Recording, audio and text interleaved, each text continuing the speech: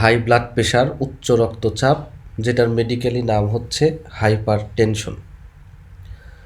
World Health Organization estimates that globally, বিশ্ব স্বাস্থ্য সংস্থা সারা বিশ্বের মধ্যে এস্টিমেট করেছে, অনুমান করেছে, ওভার বা একটা তালিকাভুক্ত করেছে over 1.2 billion people age, 1.2 billion মানুষ যাদের বয়স 30 থেকে 79 হ্যাভ হাইপারটেনশন, যাদের প্রত্যেকেরই উচ্চ রক্তচাপ আছে।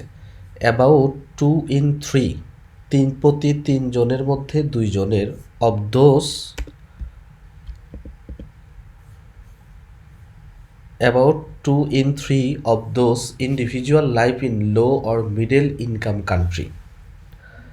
তাহলে যারা একদম নিম্ন আয়ের দেশে অথবা মধ্যম আয়ের দেশে যারা বসবাস করছে, এইরকম দেশের ভিতরে প্রতি 3 জনের 2 জনের মধ্যে হাইপারটেনশন আছে। এই তথ্যটা দিচ্ছে হচ্ছে বিশ্ব স্বাস্থ্য সংস্থা, ওয়ার্ল্ড হেলথ অর্গানাইজেশন। তাহলে বুঝতেই পারছেন ব্যাপারটা কত ভয়াবহ ব্যাপার। দরিদ্র এবং মধ্যম আয়ের দেশগুলোতে প্রতি 3 জনের মধ্যে 2 জনেরই কিন্তু হাইপারটেনশনে আক্রান্ত। High blood pressure is when the force of blood pushing against your artery wall is constantly too high. High blood pressure হচ্ছে যখন আপনার রক্ত যখন পুশ করে আর্টারির ওয়ালে, রক্তনালীর গায়ে যখন পুশ করে এবং এটা যখন কনসেস্টলি টু হাই হয়, this damage your artery over time, এবং এটা সময়ে নিয়ে দীর্ঘ সময় ধরে এটা চলতে থাকলে আপনার আর্টারির গাকে ড্যামেজ করে ফেলে, and can lead two serious complication like heart attack and stroke. এবং সময়ের পরিবর্তনের সাথে সাথে এগুলা অনেক গুরুতর ব্যাপার, অনেক বড় বড় জটিলতা সৃষ্টি করে, যেমন হার্ট অ্যাটাক বা stroke. Hypertension is another word for this common condition. আর এই কমন কন্ডিশনের জন্য হাইপারটেনশন বা উচ্চ রক্তচাপ একটা খুব সাধারণ শব্দ। Health care provider call high blood pressure a silent killer. স্বাস্থ্যকর্মীরা এই উচ্চ রক্তচাপকে সাইলেন্ট কিলার, নীরব ঘাতক বলতেছে। Because you usually don't have any symptom, কারণ এই উচ্চ রক্তচাপের কোনো ইনিশিয়ালি স্টেজের কোনো সিমটম থাকে না। So you may not be aware that anything is wrong. আর এই জন্যই আপনি সচেতন হতে পারছেন না যে কোনো খারাপ কিছু হচ্ছে। এটা তো ব্যথাও হয় না, কোনো সমস্যাও হয় না, but the damage is still occurring within your body. কিন্তু এই উচ্চ রক্তচাপের কারণে যে ক্ষতিটা হচ্ছে বা যে ড্যামেজটা হচ্ছে, এটা কিন্তু বডিতে সব সময়ের জন্য চলতেছে। বিশেষ করে আর্টারির ওয়াল যখন দুর্বল হয়ে যায়, এর আগে আমরা পড়ে আসছি অ্যাথেরোস্ক্লেরোসিস বা ব্লাড ক্লটিং,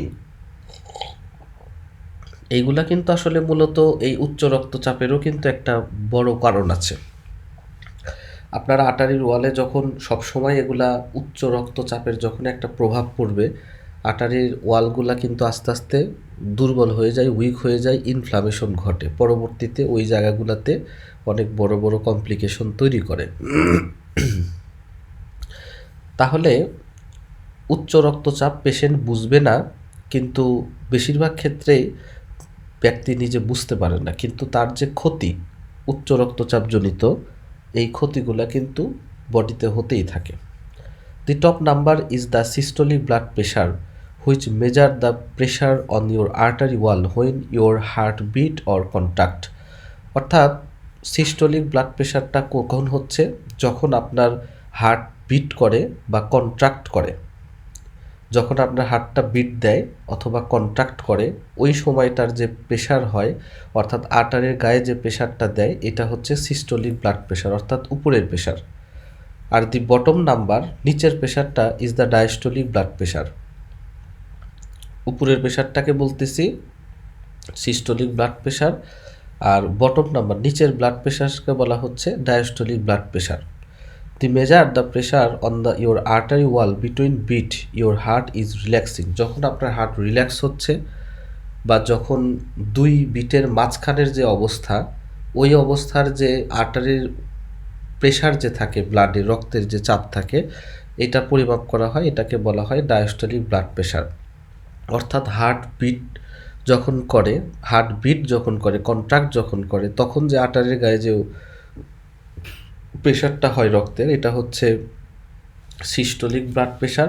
এবং হার্ট যখন রিল্যাক্সে থাকে বা সে যখন কাজ না করে বা বিট দিয়ে যখন চুপচাপ থাকে, তখন যে প্রেশারটা হয় এটা হচ্ছে ডায়াস্টোলিক প্রেশার। এটাই হচ্ছে উপরের এবং নিচের pressure. What is considered high blood pressure? এখন হাই ব্লাড প্রেশার আমরা কখন বলবো? Definition of high blood pressure very slightly depending on where you live. আসলে আপনি কোথায় বসবাস করছেন এইটার উপরে আসলে এই হাই ব্লাড প্রেশারের এস্টিমেটটা নির্ভর করে। In the US health care provider define high blood pressure. সাধারণত আমেরিকাতে যারা বসবাস করতেছে তাদের ক্ষেত্রে systolic blood pressure at least 130 and নিচের বটম ব্লাড প্রেশার ডায়াস্টোলিক যেটা, এটা হচ্ছে 80 মিলিমিটার। তাহলে 130/80, এটার চেয়ে যদি বেশি হয় তাহলে আমেরিকানদেরকে আমরা হাই ব্লাড প্রেশার আক্রান্ত বলতে পারি। এটা হচ্ছে আমেরিকানদের ক্ষেত্রে আর কি, ইউএস হেলথ কেয়ার যারা আছে তাদের ক্ষেত্রে। কিন্তু ইউরোপে health care provider define hyper tension, কিন্তু ইউরোপে এটাকে অন্যভাবে নির্ণয় করা হয়। সেখানে হচ্ছে 140/90, টপ নাম্বার হচ্ছে 140 আর বটম নাম্বার নিচেরটা হচ্ছে 90। এর দুইটার চেয়ে যদি বেশি, অর্থাৎ 140/90 যদি বেশি হয় তাহলে সেটাকে হাইপার টেনশন বলা হচ্ছে ইউরোপের ক্ষেত্রে। তাহলে ইউএসের ক্ষেত্রে, অর্থাৎ এখানে আমরা ধরতে পারি দুইটা স্ট্যান্ডার্ড, একটা হচ্ছে আমেরিকান স্ট্যান্ডার্ড আর একটা হচ্ছে ইউরোপ স্ট্যান্ডার্ড। আমেরিকান স্ট্যান্ডার্ডে 130/80 বেশি যদি হয় সেটাকে হাই ব্লাড প্রেশার বা হাইপার টেনশন বলছি। আর ইউরোপ স্ট্যান্ডার্ডে যদি আমি চিন্তা করি তাহলে 140/90 বেশি যদি হয় তাহলে হচ্ছে high blood pressure. The British hypertension society classification provided, কিন্তু ব্রিটিশ হাইপার টেনশন অর্থাৎ ব্রিটিশ হাইপার টেনশন সমাজ সংস্থা তারা ক্লাসিফিকেশন করেছে, প্রোভাইড করেছে, define mild hypertension and existed when the BP is above 140/90 mmHg। অর্থাৎ ব্রিটিশ হাইপার টেনশন সোসাইটি তারা বলতেছে যদি 140 থেকে 90 বেশি চলে যায় তাহলে এটা হাইপার টেনশন। সিমিলার থ্রেডহোল্ড, ঠিক একই কথার যোগসূত্র টেনেছে, have been published by the Europe society of hypertension and the WHO World Health Organization International Society of hypertension. অর্থাৎ 140/90 বেশি হইলে এটা হাইপার টেনশন। এটা হচ্ছে ওই ব্রিটিশ হাইপার টেনশন সোসাইটির একই কথার থ্রেড হোল্ড যোগসূত্র টেনেছে European society of hypertension, এবং WHO ইন্টারন্যাশনালি এটাকে পাবলিশ করে এটাকে সে সমর্থন দিয়েছে। তাহলে আমরা বলতে পারি সারা পৃথিবীতে হাইপার টেনশনের যে দুইটা গ্রুপ আছে, আমেরিকানদের হচ্ছে 130/80 আর WHO যেটাকে স্বীকৃতি দিয়েছে বা ব্রিটিশ যারা স্বীকৃতি দিয়েছে বা ইংল্যান্ড যারা স্বীকৃতি দিয়েছে বা ইউরোপ যারা এখানে স্বীকৃতি দিয়েছে সেটা হচ্ছে 140/90। এখন আপনি যেটা স্ট্যান্ডার্ড মানেন আর কি।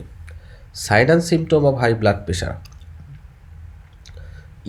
সাধারণত high blood pressure cause no sign or symptom. সাধারণত উচ্চ রক্তচাপের কোনো ইনিশিয়ালি কোনো চিহ্ন বা কোনো লক্ষণ থাকে না। That's why health care provider call eta silent killer.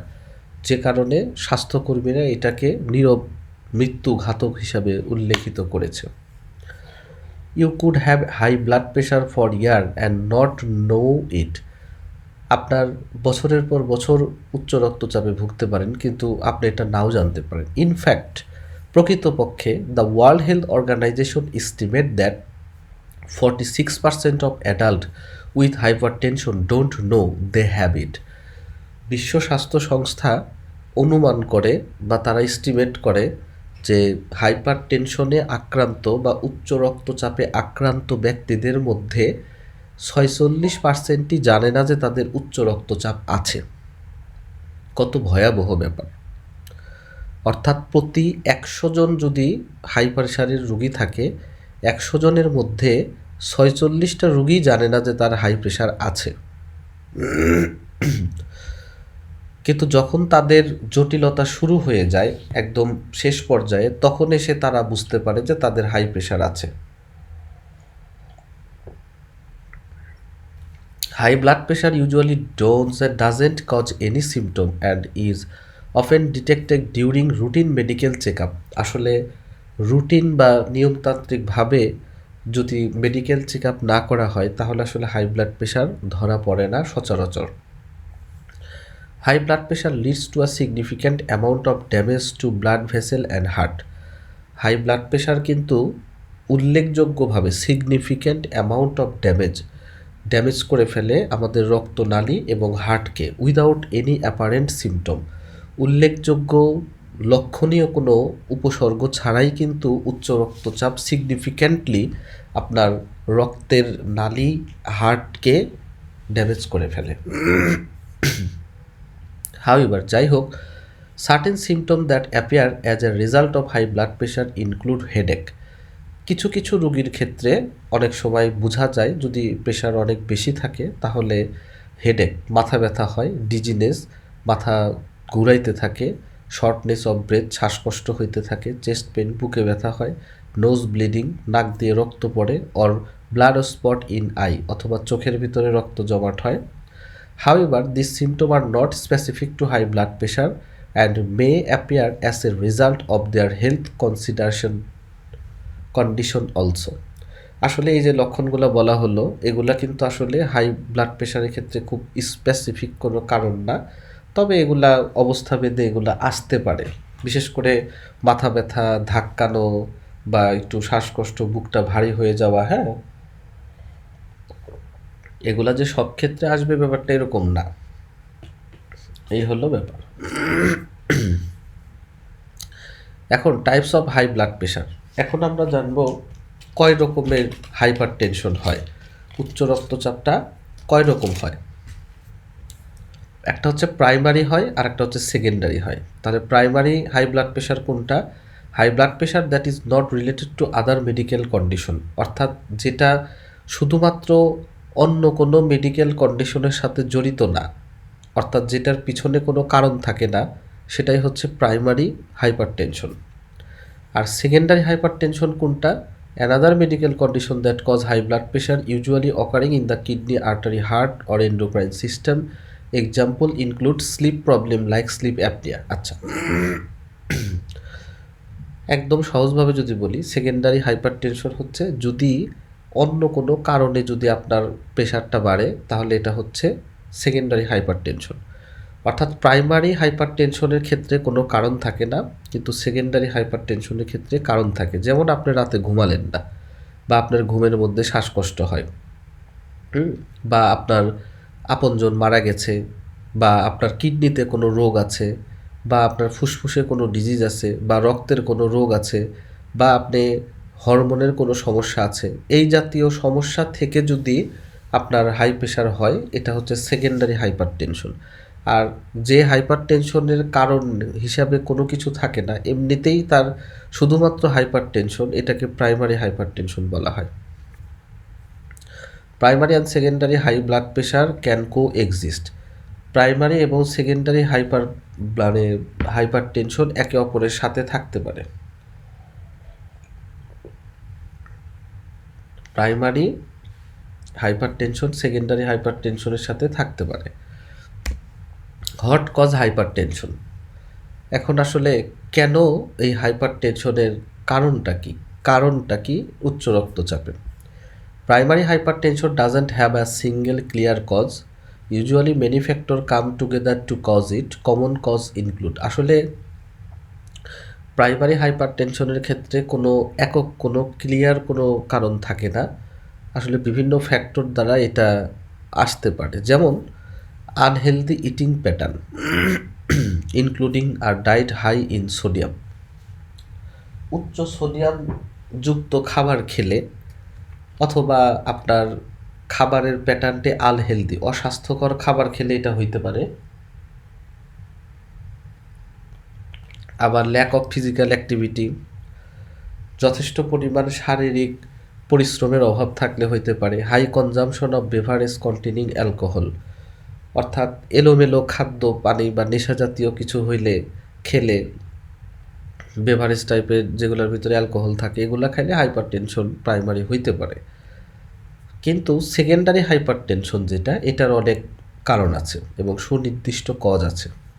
Has at least one distinct cause that health care provider can identify. Common cause to secondary hypertension include.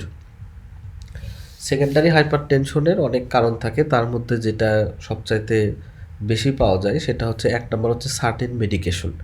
কিছু ওষুধ আছে, এই ওষুধগুলোর কারণে আসলে সেকেন্ডারি হাইপার টেনশন হয়, যেমন including ইমিউনোসাপ্রেসেন্ট। ইমিউনোসাপ্রেসেন্ট বলতে যেমন ধরেন আপনার অ্যালার্জির ওষুধ হতে পারে, অথবা আপনার স্টেরয়েড টাইপের ওষুধ হইতে পারে, অর্থাৎ যেগুলো আপনার ইমিউন সিস্টেমকে শাটডাউন দিয়ে রাখে, ঘুম পাড়িয়ে রাখে, এই টাইপের বা বিভিন্ন চ্যানেল ব্লকার ওষুধ আছে, এই ওষুধগুলো খেলে আপনার হাইপার টেনশন হতে পারে। এগুলো একটা কারণ হতে পারে।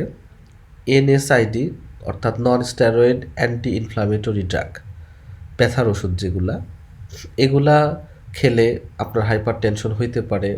অ্যান্ড ওরাল কন্ট্রাসেপটিভ দ্য পিল, এবং মুখে খাওয়ার যে ওরাল মানে মুখে, কন্ট্রাসেপটিভ বলতে জন্ম নিয়ন্ত্রণকরণ, মুখে খাওয়ার যে জন্ম নিয়ন্ত্রণকরণ, অর্থাৎ যে পিলগুলা মেয়েরা খেয়ে থাকে এই জন্ম নিয়ন্ত্রণকরণ করতে, ওই পিলগুলা খেলে হাইপার টেনশন হইতে পারে। এরপরে হচ্ছে 2 নম্বর হচ্ছে কিডনি ডিজিজ, কিডনির কোনো রোগ থাকলে। অবস্ট্রাকটিভ স্লিপ অ্যাপনিয়া, যদি আপনার ঘুমের মধ্যে শ্বাসকষ্ট হয়, হ্যাঁ, অবস্ট্রাকটিভ স্লিপ অ্যাপনিয়া অর্থাৎ আপনার শ্বাসযন্ত্রের কোনো জায়গায় বাধা হয়ে যদি ঘুমের ব্যাঘাত ঘটে, যেমন আপনার অ্যাডিনয়েড বড় হইল, বা শ্বাসনালীতে কোনো জায়গায় টিউমার হলো, বা নাকের হাড় বাঁকা থাকলো, এই জন্য যদি ঘুমটা ক্লিয়ার না হয় সেক্ষেত্রে আপনার হাইপার টেনশন হতে পারে। প্রাইমারি অ্যালডোস্টেরিনিজম অর্থাৎ ক্রোনস সিনড্রোম, যেটা অ্যালডোস্টেরিনের সমস্যা যদি হয় সেই ক্ষেত্রে আপনার হাইপার টেনশন হইতে পারে। কিছু রিক্রিয়েশনাল ড্রাগ আছে, যেমন অ্যামেন্ট্রিফাইন অ্যান্ড কোকেন, অর্থাৎ নেশা যে মানুষ করে প্রফুল্লতার জন্য বা মানসিক শান্তির জন্য, এই সমস্ত রিক্রিয়েশনাল ড্রাগের কারণেও আপনার হাইপার টেনশন হইতে পারে। Renal vascular disease which are renal vascular disease which are condition that affected blood flow in your kidney, artery and vein. Renal artery stenosis is a common example. হ্যাঁ, কিছু renal vascular disease হইতে পারে। হ্যাঁ, তার ভিতরে হচ্ছে renal artery stenosis হইতে পারে, অর্থাৎ আপনার কিডনির যে আর্টারি এটা চেপে যাওয়ার কারণে হইতে পারে, যে কারণে আপনার ব্লাড প্রেশার বেড়ে যেতে পারে। টোবাকো ইউজ, হ্যাঁ, including smoking, vaping, using smokeless tobacco, অর্থাৎ জর্দা পান টান বা গুল ব্যবহার করা, বা ধরেন আপনার সিগারেট খাওয়া, এই সমস্ত কারণে আপনার আসলে হাইপার টেনশন হইতে পারে। Is high blood pressure genetic? এখন এই উচ্চ রক্তচাপ কি জেনেটিক কিনা? Researcher believe genes play a role in high blood pressure. আসলে যারা রিসার্চার আছে তারা মনে করে যে জিনের ক্ষেত্রে বংশনীয়ক্রমিকভাবে হাই ব্লাড প্রেশারের একটা কারণ থাকে। If one or more of your close biological family member have high blood pressure, you have an increased risk of developing it too. যদি আপনার নিকট আত্মীয়দের মধ্যে যদি কারো হাই ব্লাড প্রেশার থাকে, তাহলে আপনি যার নাই তার চাইতে বেশি আক্রান্ত হওয়ার সম্ভাবনা থাকে। বাবা মার থাকলো, দাদা দাদির থাকলো, হ্যাঁ, তাহলে আপনারও কিন্তু আক্রান্ত হওয়ার সম্ভাবনা আছে। Risk factor for high blood pressure, কারা বেশি ঝুঁকিতে আছেন? Risk factor that make you more likely to have high blood pressure include having biological family member with high blood pressure, cardiovascular disease or diabetes. অর্থাৎ ফ্যামিলিতে যদি আপনার high blood pressure থাকে, হার্টের কোনো রোগ থাকে, অথবা ডায়াবেটিস থাকে, তাহলে আপনার কিন্তু সাবধানে থাকতে হবে। বিং ওভার এজ 55, বাংলাদেশের ক্ষেত্রে এটা আমরা 45 ধরবো আর কি, অর্থাৎ 45 বছরের পরে আপনার নর্মালি হাই ব্লাড প্রেশার হতে পারে। বিং ব্ল্যাক, একটা মানুষ যত কালো হবে তত প্রেশার বেশি হওয়ার সম্ভাবনা থাকে। Having certain medical condition including chronic kidney disease, metabolic syndrome, obstructive sleep apnea or thyroid disease. কিছু রোগের কারণে আপনার কিছু রোগ যদি থাকে, যেমন কিডনিতে রোগ থাকতে পারে বা মেটাবলিক সিন্ড্রোমের কিছু রোগ থাকতে পারে, অথবা আপনার ঘুমের শ্বাসকষ্টজনিত কিছু রোগ, অথবা হরমোনাল কোনো রোগ যদি থাকে, যেমন থাইরয়েড হরমোনের সমস্যা হতে পারে, এগুলা হলে আপনার স্বাভাবিকভাবে আপনার প্রেশার বাড়তে পারে। হ্যাভিং ওভারওয়েট অর ওবেসিটি, তো কারো যদি উচ্চতা যদি মানে ওভারওয়েট যদি থাকে, ওজন যদি বেশি থাকে, বা কেউ যদি অনেক মোটা থাকে, তার কিন্তু হাই প্রেশার হওয়ার সম্ভাবনা থাকে। নট গেটিং এনাফ এক্সারসাইজ, যারা শুয়ে বসে দিন কাটায়, এক্সারসাইজ করে না, তাদের কিন্তু হাই প্রেশার হওয়ার সম্ভাবনা বেশি। Eating food high in sodium, অর্থাৎ উচ্চ সোডিয়ামযুক্ত খাবার খাওয়া, লবণযুক্ত খাবার খাওয়া। হ্যাঁ, অনেকে হয়তো ভাতের টোকা লবণ খায় না, কিন্তু দেখা গেছে যে বাদাম খাচ্ছে প্রচুর পরিমাণে বিট লবণ দিয়ে, বা কিছু বাইরের স্ন্যাক্স খাচ্ছে প্রচুর পরিমাণ বিট লবণ দিয়ে, তো এগুলা, বা চানাচুর খাচ্ছে যেগুলোর ভিতরে প্রচুর হাই সোডিয়াম থাকে আর কি, লুডুস খাচ্ছে, হ্যাঁ, এগুলোর ভিতরে প্রচুর সোডিয়াম থাকে। তো আসলে সোডিয়াম কন্টেন্টযুক্ত যে খাবারগুলি আছে, এগুলো খেলে আপনার প্রেশারে আক্রান্ত হওয়ার সম্ভাবনা অনেক বেশি।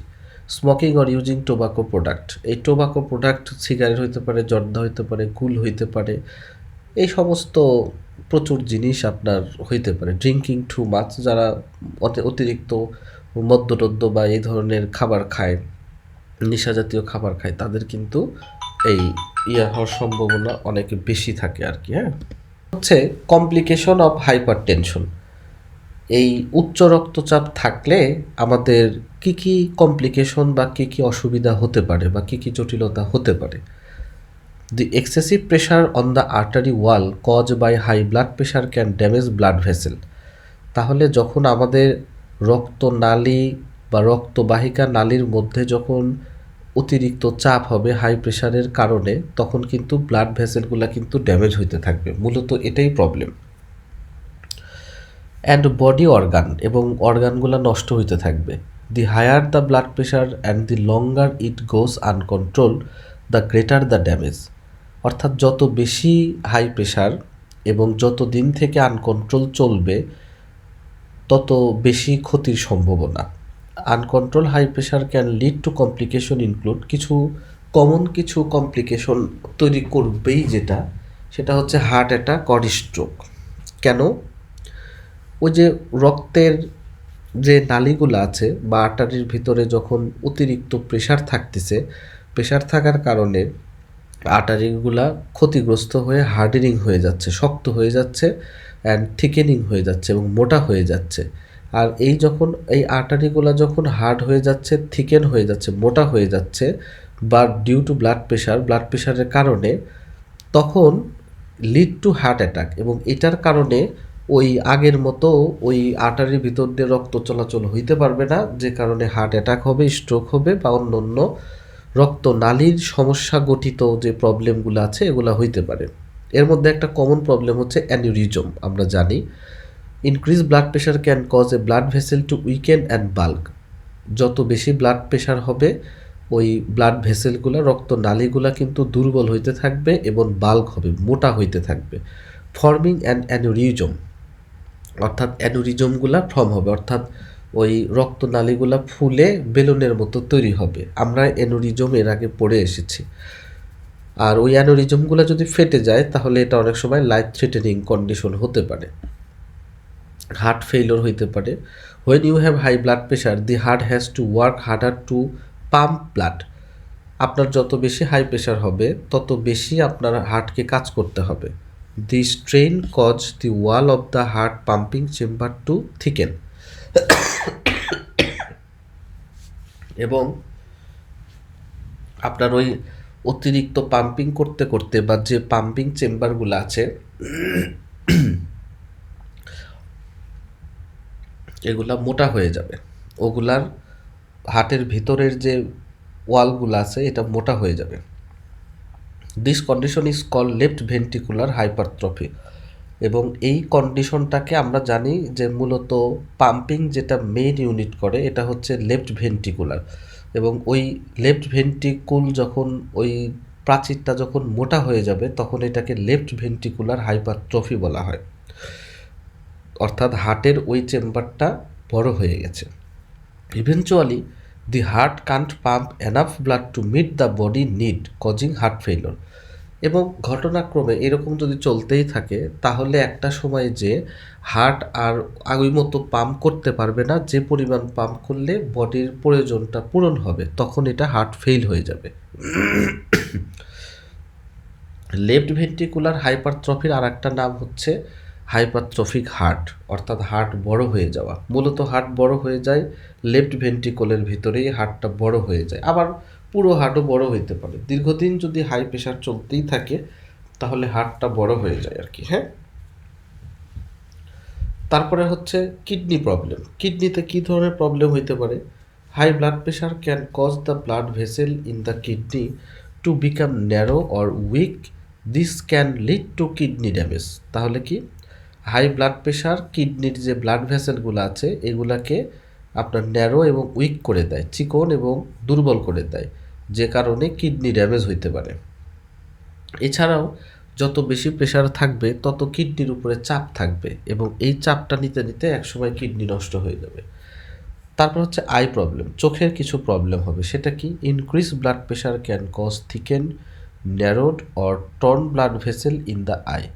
অর্থাৎ ওই চোখের ভিতরে যে চিকন চিকন যে রক্তনালীগুলো আছে ওইগুলোর উপরে বেশি চাপ পড়লে দেখা গেছে অনেক সময় এগুলা ফেটে যায়, যে কারণে ভীষণ লস হয়ে যায়, অন্ধত্ব হইতে পারে। মেটাবলিক সিন্ড্রোমের কিছু প্রবলেম হয়। This syndrome is a group of disorder of the body metabolism. বডির বিপাকীয় প্রক্রিয়ার যে প্রবলেমগুলো হয় এখানে এই সমস্যা হতে পারে। ইট involves the irregular breakdown of sugar. এটার মূল জড়িত থাকে হচ্ছে আমাদের যে সুগার যে আছে এই সুগারকে ইরেগুলার ব্রেকডাউন হয়, যেটাকে আমরা এই বডির যে সুগার এটাকে আমরা গ্লুকোজ বলি। This syndrome include increase West size. এবং যখন আমাদের বডিতে অতিরিক্ত সুগার ব্রেকডাউন হবে তখন আমাদের কোমরের সাইজ বাড়তে থাকবে, অর্থাৎ আপনার পেট মোটা হইতে থাকবে। হাই ট্রাইগ্লিসারিড, এবং আপনার ট্রাইগ্লিসারিডটা বেশি হবে। Decrease high density lipoprotein cholesterol, এবং আপনার যেটা ভালো যেটা গুড কোলেস্টেরল যেটা এটা কমতে থাকবে। High blood pressure and high blood sugar level, এবং আপনার হাই ব্লাড প্রেশার এবং হাই সুগার লেভেল আস্তে আস্তে বাড়বে। This condition make you more like to develop diabetes, heart disease and stroke. এবং এই মেটাবলিক সিনড্রোম লাস্ট পর্যন্ত আপনাকে ডায়াবেটিস এর দিকে নিয়ে যাবে, এবং এটা আলটিমেটলি হার্ট ডিজিজ এবং স্ট্রোক পর্যন্ত নিয়ে যাবে। Changes with memory of understanding. Uncontrol high blood pressure may affect the ability to think, remember and learn. আপনার বুদ্ধিভিত্তিক যে ব্যাপারগুলো আছে, বিশেষ করে কিভাবে আপনি চিন্তা করছেন, কিভাবে আপনি শিখছেন, এই বিষয়গুলোর উপরে আপনার খুবই গুরুতর প্রভাব ফেলবে। Dementia, narrowed or blocked artery can limit blood flow in the brain. যত বেশি ব্লাড প্রেশারে আপনি ভুগবেন, যত দিন যাবৎ ভুগবেন, আপনার আর্টারিগুলা তত ন্যারো হয়ে যাবে, চিকন হয়ে যাবে, এবং এগুলার ভিতরে বিভিন্ন অ্যাথেরোস্ক্লেরোসিস ডেভেলপ করবে, অথবা এগুলার ভিতরে প্লাগ জমবে, যে কারণে আপনার ব্রেনের যে ব্লাড ফ্লো এটা আস্তে আস্তে কমে যাবে। আর ব্রেনের ভিতরে যদি ব্লাড ফ্লো কমে যায় ব্রেন ফাংশন আস্তে আস্তে ব্যাহত হবে। This can cause a certain type of dementia called vascular dementia. এই তখন অতিরিক্ত যে পরিমাণ ব্লাড পাওয়ার কথা ওই পরিমাণ ব্লাড যদি আপনি না পান তাহলে বডিতে ব্রেনের ভিতরে যে কন্ডিশন তৈরি হয় এটাকে ভাস্কুলার ডিমেনশিয়া বলা হয়। A stroke that interrupts blood flow to the brain also can cause vascular dementia. এবং এই স্ট্রোকের পরবর্তীতে এই ভাস্কুলার ডিমেনশিয়া এই সমস্ত জিনিস হইতে পারে। আসলে হাইপার টেনশন, চাপ, এই চাপটা কিন্তু বডির বিভিন্ন জায়গায় বিভিন্ন অবস্থাতে বিভিন্ন জায়গায় বিভিন্ন সমস্যা আসলে তৈরি করতে পারবে। এটার মানে কোথায় কী ধরনের সমস্যা তৈরি করবে এটা বলা খুব মুশকিল, যেহেতু রক্ত আমাদের পুরো বডিতেই ছড়িয়ে ছিটিয়ে আছে। তো আসলে এই চাপ যদি বেশি হয় তাহলে আসলে কোথায় কী হবে এটা বলা খুব মুশকিল।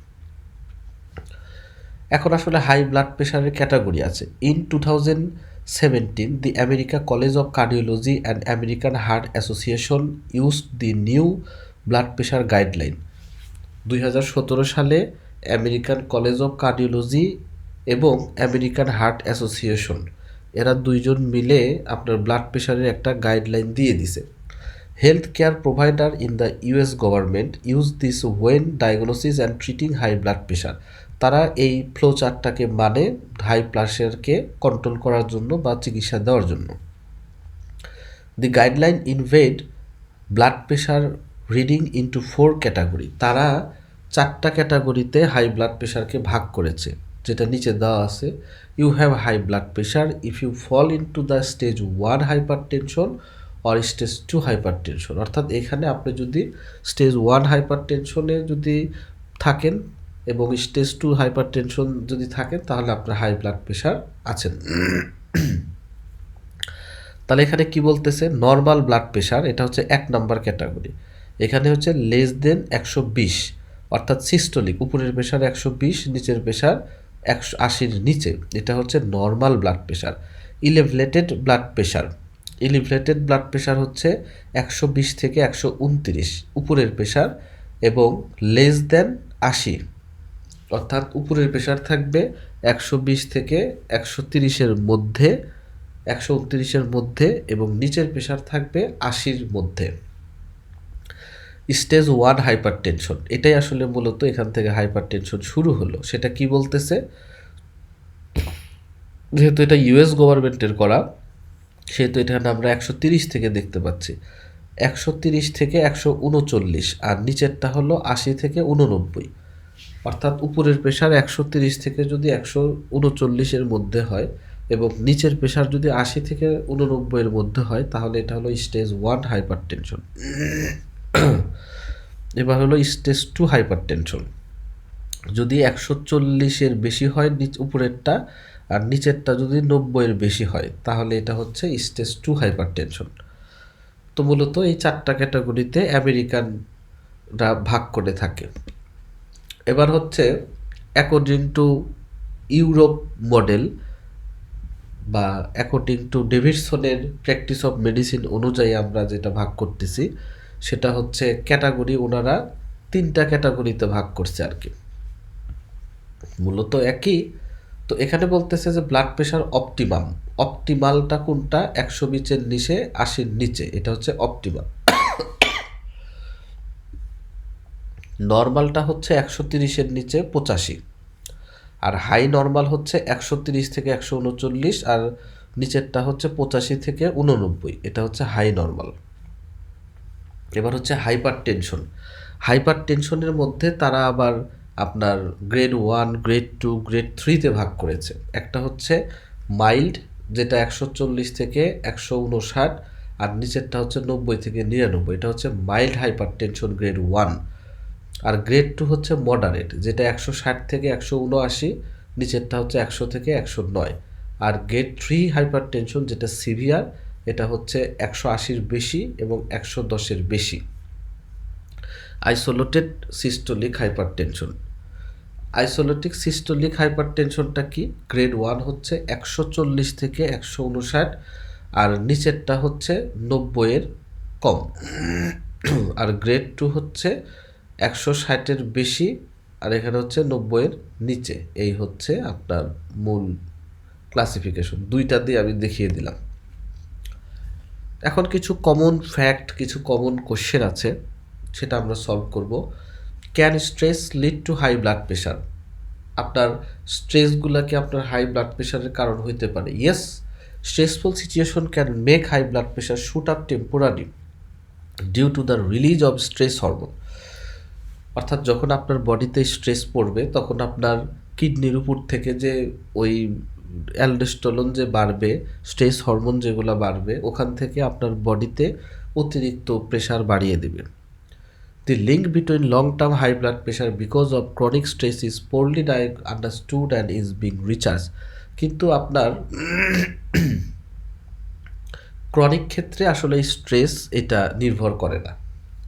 Which is the relationship between high blood pressure and stroke. এখন এই উচ্চ রক্তচাপ এবং স্ট্রোকের মধ্যে রিলেশনশিপটা কি, সম্পর্কটা কোথায়? Stroke refer to a condition with reduce blood flow to the brain resulting in cell death. স্ট্রোকটা কি? যখন আপনার ব্রেনের ভিতরে যখন ব্লাড ফ্লো কমে যায় তখন সেল ডেথ হয়ে যায়। আর high blood pressure tends to damage the artery, এবং হাই ব্লাড প্রেশার মূলত আপনার আর্টারিজকে ড্যামেজ করে ফেলে, making them prone to rupture or clogging, এবং আস্তে আস্তে ওইগুলাকে রক্তনালীগুলোকে ফাটিয়ে ফেলে, ফুটো করে দেয় অথবা ক্লগিং করে জমাট বেঁধিয়ে দেয়। Any damage can lead to a stroke, এবং এই রক্তনালীর যে কোনো রকমের ড্যামেজ কিন্তু আসলে স্ট্রোকের দিকে লিড করে, which can be two type. একটা হচ্ছে ইসকেমিক স্ট্রোক, যেটা হাই প্রেশারের কারণে হচ্ছে, কারণ ischemic stroke arising due to clogging of artery in the brain. আপনার আর্টারির ভিতরে ক্লগিং হয়, জমা হয়ে ওইখানে ক্লগ তৈরি করে, এবং আস্তে আস্তে ব্রেনের আর্টারিগুলা ক্লগিং হয়ে আপনার ইসকেমিক স্ট্রোক করে। আরেকটা হচ্ছে hemorrhagic stroke due to rupture of artery in the brain. এটাও আসলে প্রেশারের কারণেই করে, যে কারণে আপনার আর্টারির ভিতরে ফুটা হয়ে যায়, ফলে রক্তক্ষরণ হয়, আশেপাশে রক্ত ছড়িয়ে যায়, যেট is called haemorrhagic stroke. What is the link between high blood pressure and heart attack. এখন হার্ট অ্যাটাক এবং হাই ব্লাড প্রেশারের মধ্যে পার্থক্যটা কী বা কানেকশনটা কী? Coronary artery supply blood to the heart. আসলে করোনারি আর্টারি বলতে হার্টের যে রক্তনালীগুলো ব্লাড সাপ্লাই দেয় এগুলোকে করোনারি আর্টারি বলা হয়।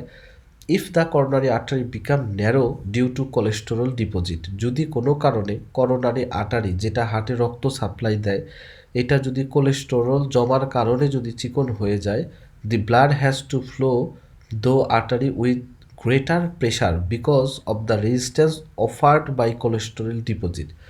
রক্তনালীগুলা কোলেস্টেরল জমার কারণে চিকন হয়ে গেছে, যে কারণে ব্লাডটাকে ফ্লো করাইতে গেলে অনেক বেশি প্রেশার লাগতেছে।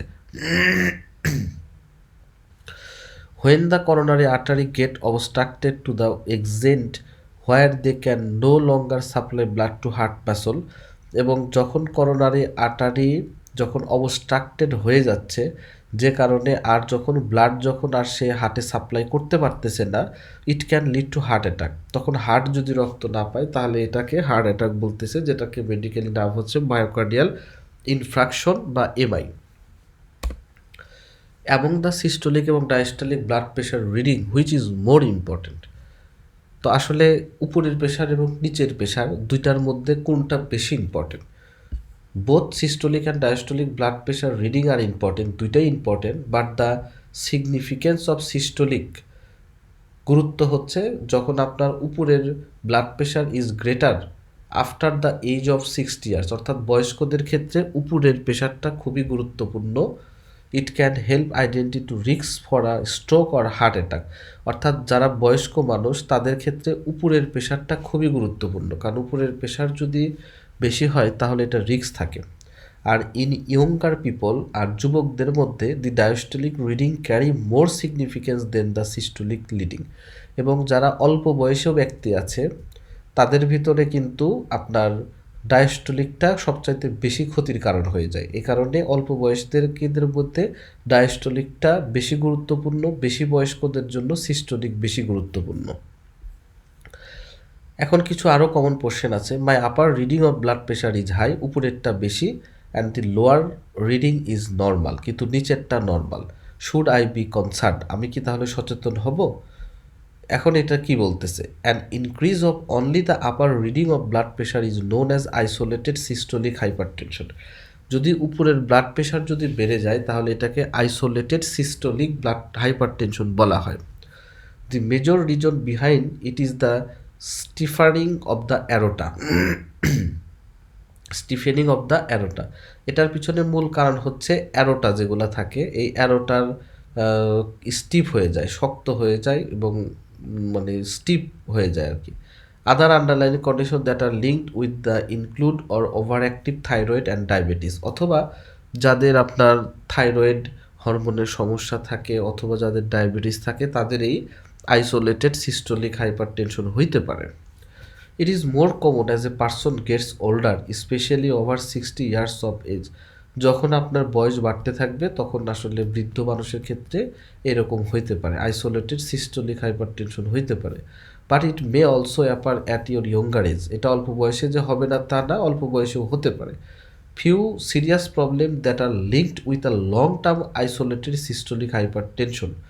কিছু সমস্যা আছে যেগুলা দীর্ঘমেয়াদী আইসোলেটেড সিস্টোলিক হাইপারটেনশনের ক্ষেত্রে সন্দেহ হয়, যেমন হার্ট ডিজিজ হইতে পারে, হার্ট অ্যাটাক হইতে পারে, chronic kidney symptom and stroke.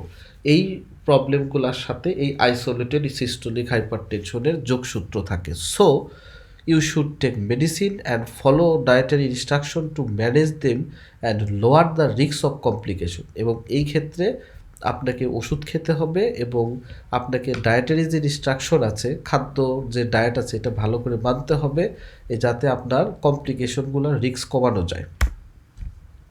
এবার সেকেন্ড কোশ্চেন হচ্ছে, I have a high diastolic reading of BP while the systolic is normal. এবার নিচেরটা বেশি উপরেরটা স্বাভাবিক, তাহলে আমার কি টেনশনের কারণ আছে কিনা। High diastolic reading is the absence of any risk factor like diabetes, smoking, obesity, kidney problem etcetera. যদি কোনো রোগ থাকে, রোগের সাথে যদি আপনার এই ডায়াস্টোলিক যদি হাই থাকে তাহলে সমস্যা, কিন্তু কোনো আপনার রোগ নাই কিন্তু আপনার ডায়াস্টোলিকটা বেশি, এই ক্ষেত্রে আসলে তেমন সিরিয়াস না। So monitoring the BP dietary change, এই ক্ষেত্রে আপনাকে লো সোডিয়াম ডায়েট ফ্যাট অর্থাৎ কম তেলযুক্ত খাবার এবং সোডিয়াম কম আছে এরকম খাবারের দিকে খেয়াল রাখতে হবে। And lifestyle change like regular exercise needed to manage it, এবং আপনাকে নিয়মিত এক্সারসাইজ করে এটাকে ম্যানেজ করতে হবে। Management is necessary because elevated diastolic puts a person at risk of high systolic with advancing age. এটা আপনি যদি কন্ট্রোলে না রাখতে পারেন, একটা সময় যে আপনার ইলেভেটেড করে সিস্টোলিককে আপনার সামনের বয়সগুলোতে বাড়িয়ে দিবে। If the risk factor are present, কিন্তু যদি আপনার যদি রিস্ক ফ্যাক্টরগুলো যদি থাকে, যেমন ধরেন আপনার এই ডায়াবেটিস আছে, তারপরে এর সাথে কিডনি ডিজিজ আছে, এই কারণে যদি ডায়াস্টোলিকটা বেশি থাকে তাহলে কিন্তু আপনাকে খুব তাড়াতাড়ি এটাকে মানে করতে হবে, এলিভেটেড করতে হবে। This medicine is additionally needed and should be started as recommended by a cardiology. যদি আপনার অন্য সমস্যা থাকে, যেমন আপনার কিডনি ডিজিজ থাকলো বা আপনার অন্য কোনো লিভার ড্যামেজ থাকলো, তার সাথে যদি ডায়াস্টোলিক যদি বেশি হয় আর সিস্টোলিক যদি নর্মাল থাকে বা কমে যেতে থাকে, তাহলে আপনার উচিত একটা কার্ডিওলজিস্টের সাথে যোগাযোগ করা।